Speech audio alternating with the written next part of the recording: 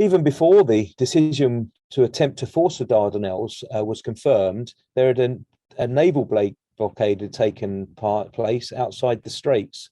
This was imposed in part to keep the Goeben and the Breslau, two ships that had been gifted to the Ottomans by the Germans, locked up in the Black Sea and not to allow them out into open waters.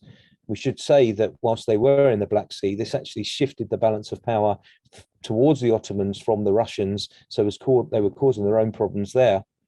As the naval force gathered outside the entrance to the Dardanelles, they were regularly engaging in the outer fortifications that littered both coastlines as you make your way up towards Chinakali.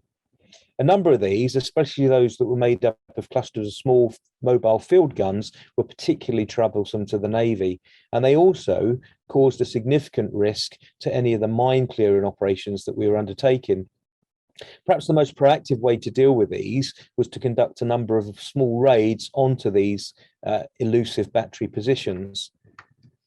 The demolition raids that took place on a number of the forts on the Gallipoli Peninsula, notably the one at Saint-Aubert, are fairly well documented.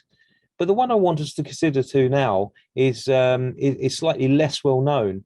It takes place on the 26th of February 1915, and it was a raid on one of the outer forts on the Asian side of the Dardanelles, near to Kumkali, where the French will be landing a few weeks later.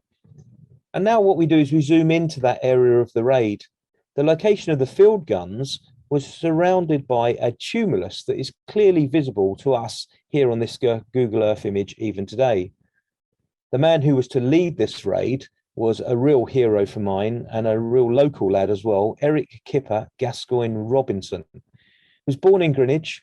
His father was chaplain to the Royal Naval College, and he joined the Navy aged 15 in 1897.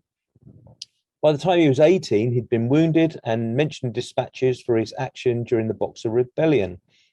And it was during these initial campaigns that he gained a reputation throughout the Navy as being a daring and resourceful officer.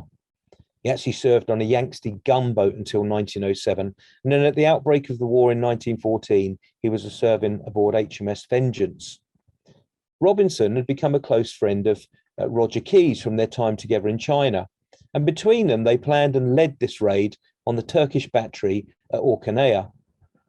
This was the earthwork where the guns were located, but it was also reputedly the ancient tomb of Achilles.